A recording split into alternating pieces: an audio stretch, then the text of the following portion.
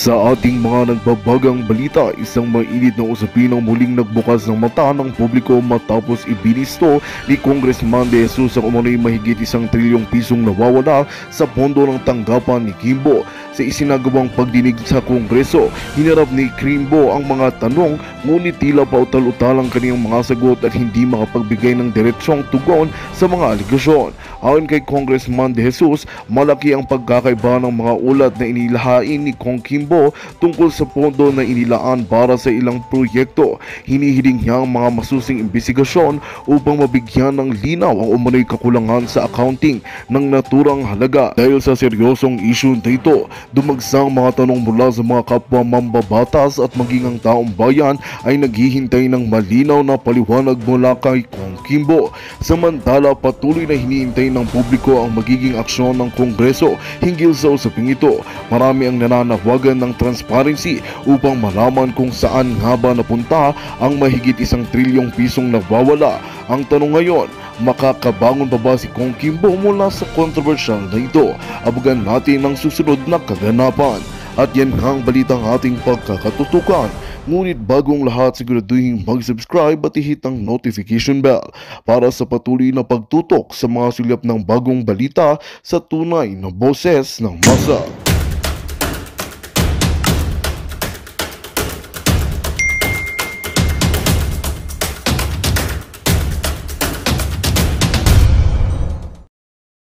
We have a deficit of 1.6 trillion, something change, right? 1.537, Yeah. Mr. Speaker. Gusto ko lang malaman, Mr. Chair, Mr. Speaker, sa ating magaling na Madam Sponsor, I heard, if I'm correct, you mentioned na our borrowings will be amounting to 2.5 and change trillion. Am I right? That is correct, Mr. Speaker, Your Honor. So, Mr. Chair, siguro, please enlighten us, Mr. Speaker, Madam Sponsor, bakit may sobra tayong almost 1 trillion? Para lang malaman natin mga kababayan. Ayun may sobra daw mga kaibigan Bakit daw may sobra na 1.6 trillion pesos? Grabe naman. Ang laki naman ng sobra. Sana naman yung pera na yan? Di ba? Kaya po mga kaibigan, kawawa po dito si Kimbot Si Kimbot mga kaibigan. Utal-utal pong sumagot ganun na naman tumitingin-tingin na naman siya sa likod. Mukhang may mga coach na naman siya. Mukhang hindi na naman niya alam ang isasagot niya mga kaibigan. Dahil ito pong 1.6 trillion na deficit.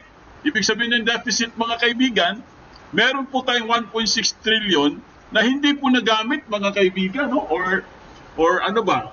Parang hindi po sobra. Sobra po ang pera mga kaibigan. Grabe. Sana naman kayo napunta to? Alam nyo ba kung gaano kalaki yung 1.6 trillion mga kaibigan? Kung ilan po ang mapapakain dyan? Kahit nga ilang taon po pwedeng magpakain ng 1.6 trillion na mga Pilipino po. Okay. Isama nyo pa, kahit bigyan nyo pa ng pabahay bawat isa Kayang-kaya po sa 1.6 trillion na sobra mga kaibigan. Pero bakit po gano'n, saan kayo napupunta yung mga ganyang kalaking sobra mga kaibigan? Hindi naman natin narinig yan, di ba? Ngayon lang natin narinig yan guys dahil nga ito nga nagkakagipitan na nga sa Congress mga kaibigan. Kanina po narinig po natin si representante ng 1st District ng Quezon City. Kanina po 'di ba si Congresswoman anong pangalan ni Congresswoman yung nagsalita na rin mga kaibigan, 'di ba? Tapos ngayon naman eto naman si Congressman De Jesus. Grabe po. Talagang nagkakaanuhan na guys. So, ano po mangyayari dito mga kaibigan? Sino kaya ang sunod? Dalawa na Dalawang congressman na po mga kaibigan ang nagsalita at naglabas ng kanilang sama ng loob. Di ba? At nag-question po. Kasi questionable naman talaga yan guys.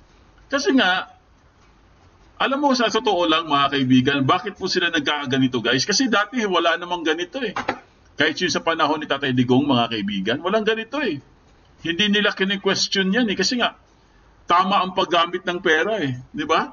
Pero ngayon, bakit po nila question ito mga kaibigan? Dahil po sa pasabog ni Vice President Sara Duterte. Kasi matindi yung revelasyon ng ating mahal na Vice President eh. Di ba? Kung hindi naman niya ni-reveal yun guys, hindi naman natin malalaman eh. Na 2 tao lang palang may hawak ng budget natin. Di ba? Alam ko, marami po magdi-disagree dyan, no? Kasi ang alam ko, si Ted Filon po mga kaibigan, nag-disagree po siya, no? Hindi daw totoo yun.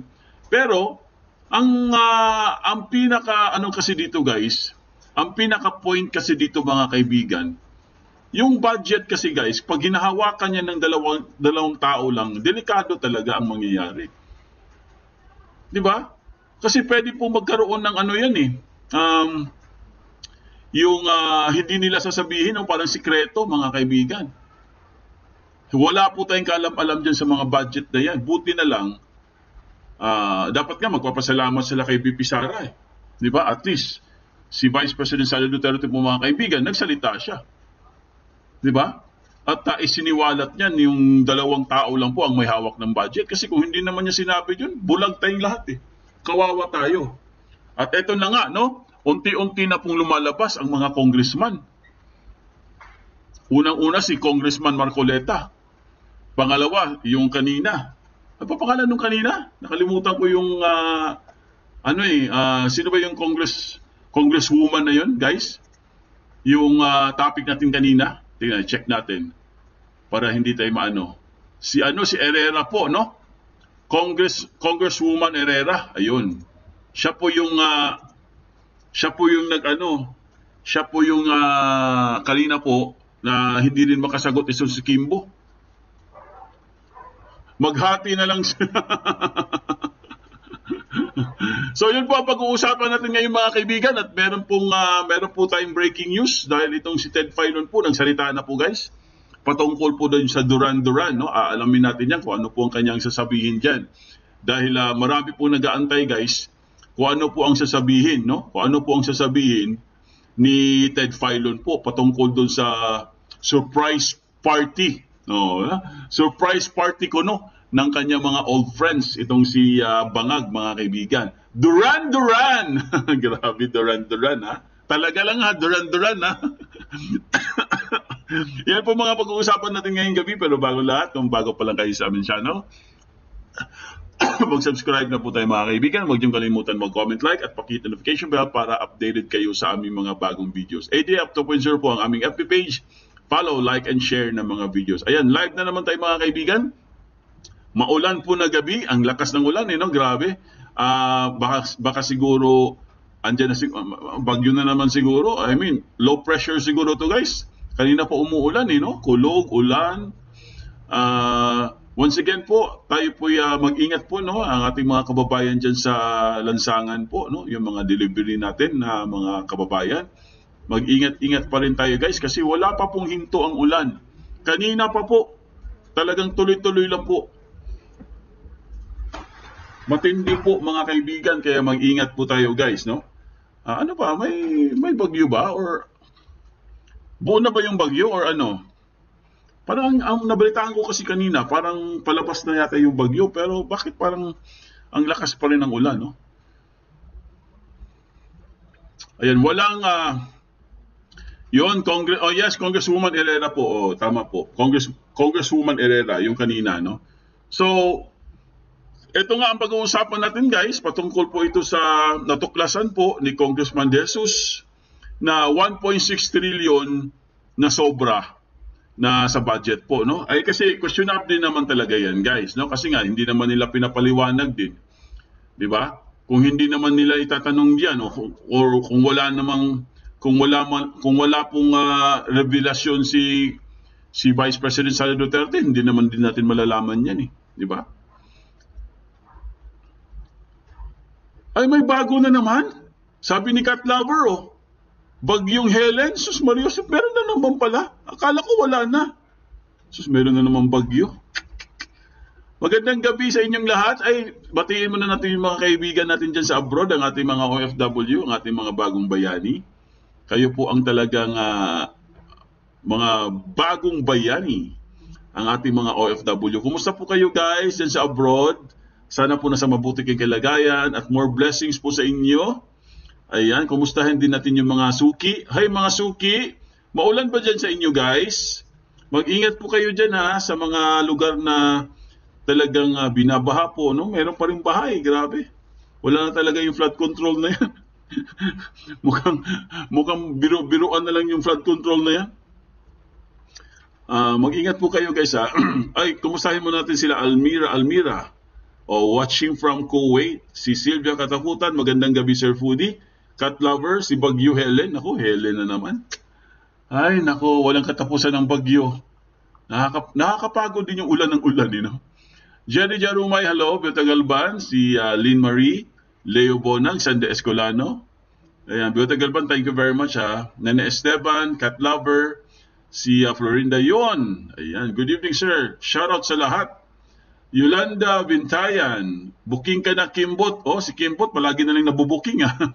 Adel Bautista, good evening sir Pudinet and to all avid viewers. Rosemary Alboleras, Gloy Bell Dimacali, Mirna Magno, Florinda Yon, Rain Marcelo, Adel Bautista, Florencia Uban, Andy de Guzman Jr., Fernando Palma, si Filipina Grino Barkin, si Sylvia Katakutan, Almira. Ayan po mga kaibigan, ang ating mga avid listeners. Okay mga kaibigan, unahin muna natin itong si pakinggan muna natin itong si Ted Filon mga kaibigan. Dahil meron po siyang reaction sa surprise party ni Kuting mga kaibigan. Ito po, panoorin natin guys, pakinggan muna natin. Kasi marami po nag-aabang nito mga kaibigan. No? Pakinggan lang natin guys. Paano yung gastos sa pagpapadala? Mara Valdez, hello. Watching from Dubai. Kumusta ka na Mara Valdez? Okay. Action na tayo. Action. Ready na tayo guys. Ready na tayo. Ito na. Laila Suico. Magandang gabi sa lahat. Ayan. Ready na ba kayo kay Ted Filon mga kaibigan? Ready na ba kayo guys? Press 1 nga kung ready na ba lahat. Para i-play na natin mga kaibigan itong reaction po ni Sir Ted Filon patungkol po sa Duran. Social Duran. Ibang klase ka talaga Kuting. Ibang klase talaga to si Kuting. Ikaw na. Nancy Horado, hello po. Ayan. Ready na ba kayo guys? I-play na ba natin? Andiyan na ba lahat? Baka meron pa tayong hinihintay. Baka yung iba, baka hindi pa nakarating. Pasok na kayo. Mag-uumpisa na tayo. Pakinggan nyo si Ted Filon. Si Sir Ted Filon po, pakinggan nyo. Okay, ito na po mga kaibigan. I-play na po natin guys.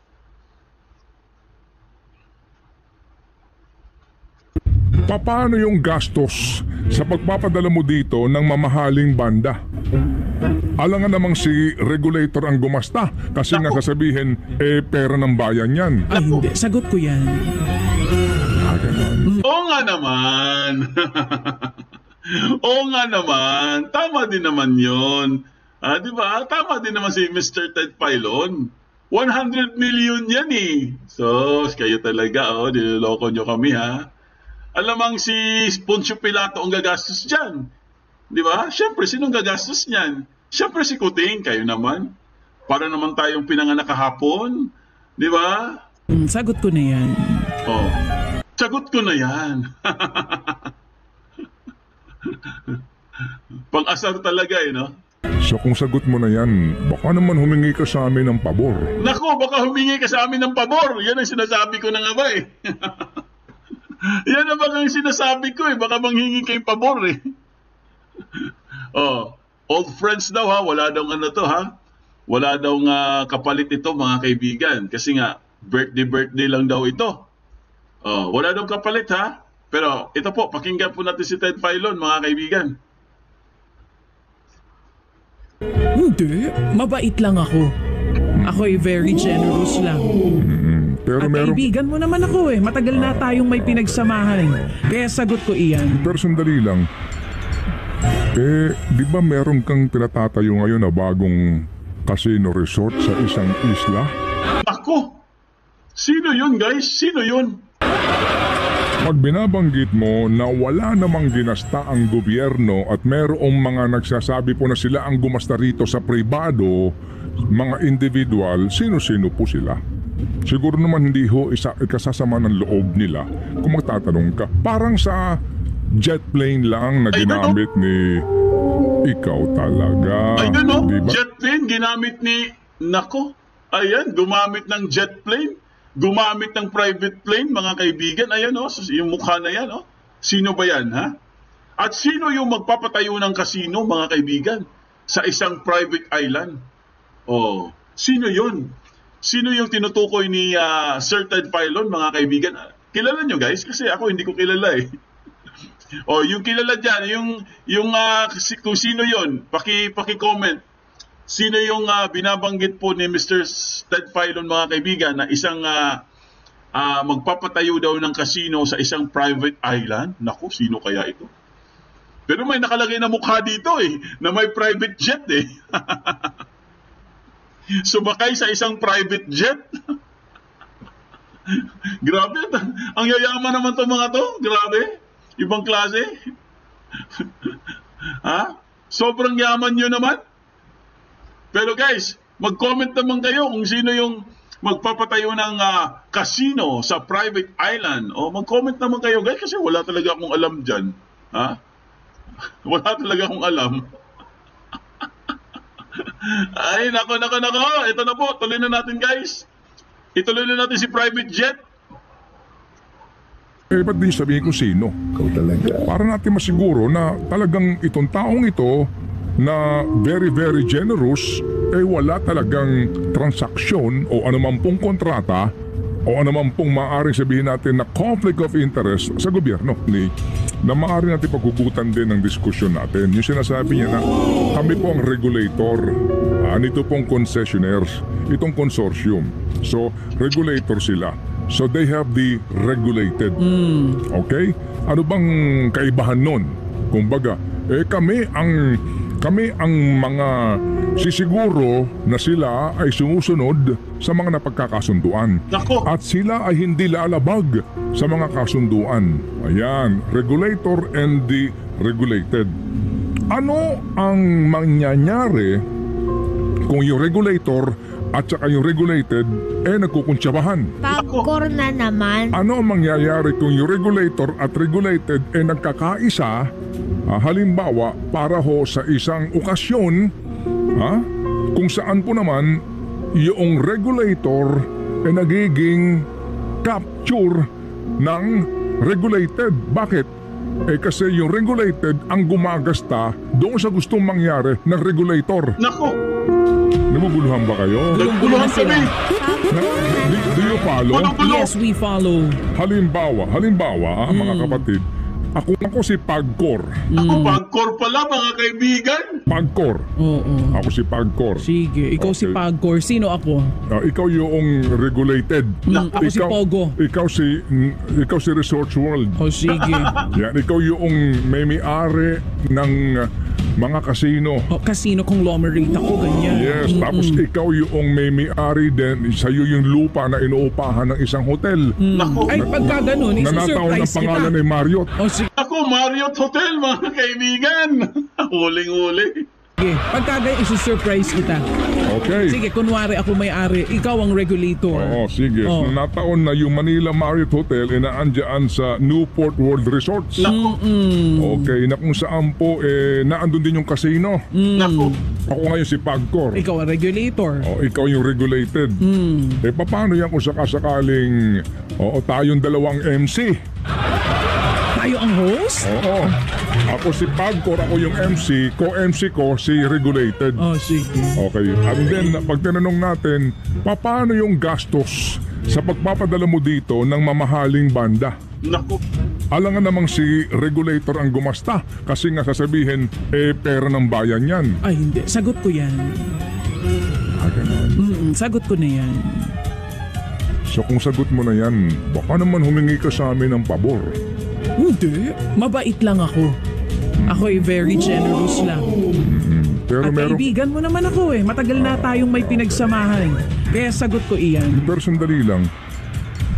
Di ba meron kang tinatatayo ngayon na bagong casino resort sa isang isla? Ilang ha? So, yun pala yun. Kaya naman pala gumastos ng 100 million. Kasi yung 100 million guys, barya lang nila yan eh. Di ba? Barya lang po. 100 million, wala sa kanila yan. 50 million, wala sa kanila yan. Barya lang sa kanila yan.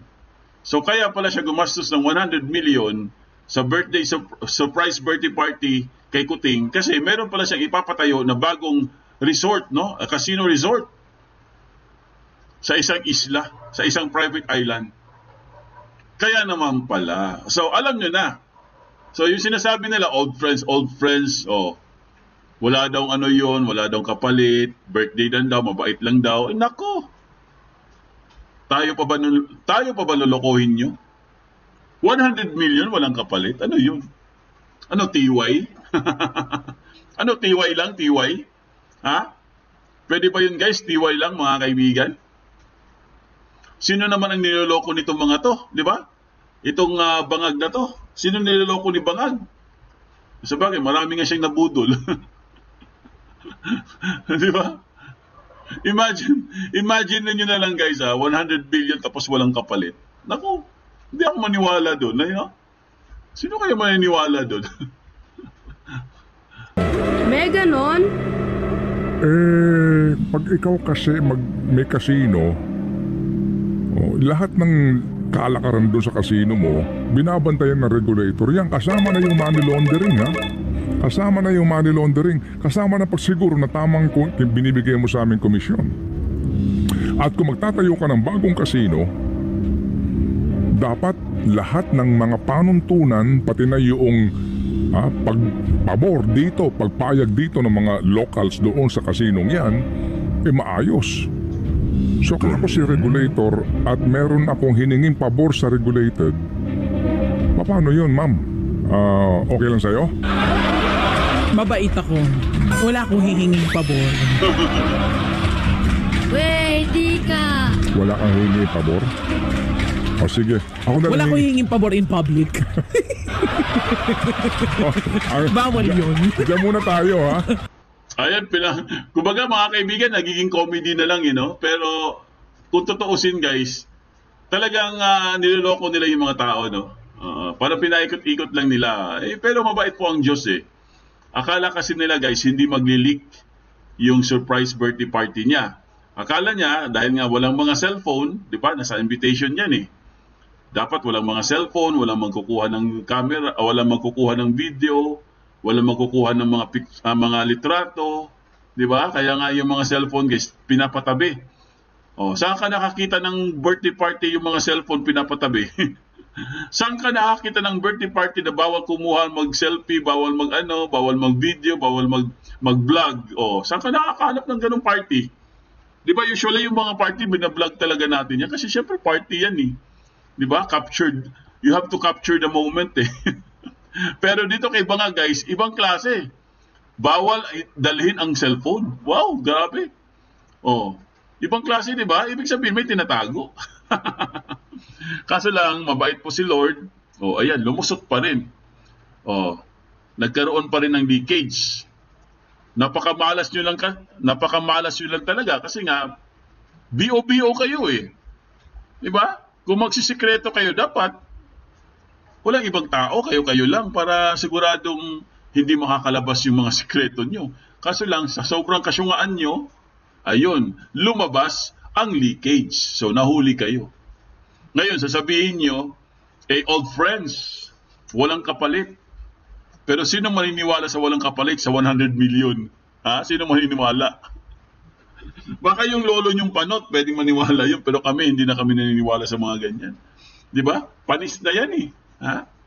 Talagang pang ano na yan eh. Pang budol-budol na yan. Di ba? Pang budol-budol na yan eh.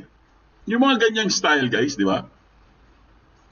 Yung parang akala kasi nila guys, hindi talaga siya, hindi po malalaman ng mga tao. Kasi nga, di ba? Napaka-secret eh. Napaka-secret yung party kasi nga, ano yan eh, mga oligarchs yan. Pero sa sobrang bait po ng Panginoon, guys, talagang naghanap po ng paraan para lumusot or makalusot, no? At nalaman po nating lahat. Kaya nagpapasalamat din tayo kay Miss Sasrogando Sasot, mga kaibigan. Di ba? Kasi hindi naman makakalusot, hindi naman mababalita yan kung wala pong maglilik eh. Walang magsusumbong eh. Di ba? May nagsumbong. Kung sino man yung nagsumbong, kung sino man yung naging source ni Miss Sasrogando Sasot, talagang maraming salamat din. Isa kang bayani. Di ba? Pwede siya maging bayani, guys, kasi nalaman natin eh. 100 million? Sus Maria Josep. Samantalang yung bagyo ng Pilipinas, araw-araw inuulan tayo, araw-araw may baha. Hanggang ngayon umuulan pa rin, hanggang ngayon bumabaha pa rin. Tapos yung 100 million nila, isang gabi lang, isang gabi lang ginastos, yun, tapos na. Imagine ninyo, isang gabi lang ginastos. Anong klaseng party yan? Ano mga giveaways dyan? Ginto. Andre D. Guzman Jr., di ko rin alam, pero ang picture is ni Abaloslos. Ayan. Si Abaloslos yun, nasa picture, yung may helicopter. May private jet. Diba? Taray, no? Private jet.